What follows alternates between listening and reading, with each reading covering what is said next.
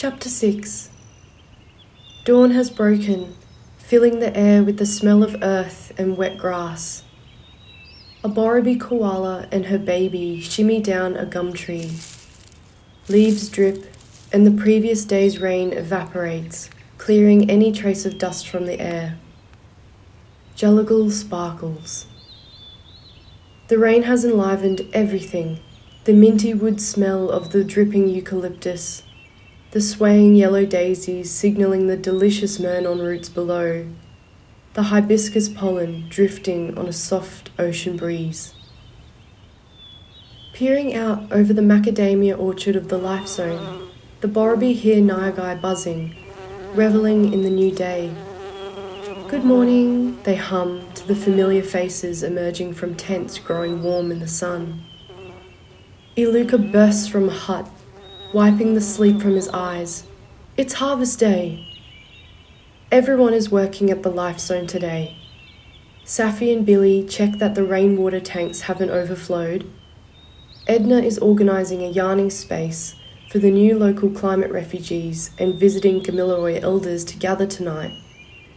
Hassan sorts newly restored appliances in the kitchen, while Aiton brews a fragrant pot of cardamom-infused coffee, ready to share. Tani is speaking with Marley in a mix of English and Bundjalung Yugambeh words and phrases. Since arriving after the last Black Summer bushfires, Marley has learnt how everyone plays a role in caring for the Life Zone. Tani and the other elders lead the way. Yani na jagun, yani garimala mali jagun. We belong to this country. We look after this country. The Borrowby recognises Tani's voice echoing through the gums. Since this Life Zone land was handed over years earlier, it has provided them protection and bounty. They watched the humans carefully restore their homes after the devastating fires. The humans planted food for themselves and for the growing Borrowby families.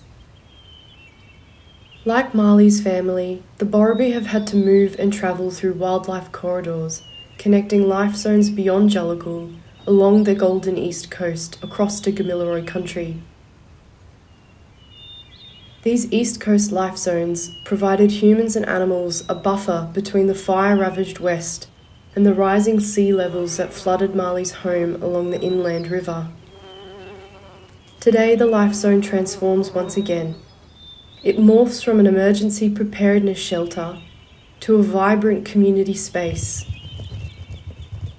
Another kind of preparation is happening today, the Harvest Festival. Tonight we will share culture through stories and food and dancing, Tani says to Marley. A group of children pass them and move through the Life Zone gardens, carefully picking fruit and pulling sprouting weeds from the recent rain. In the rising slope beyond, the sea of dancing grass waits patiently for young and old hands.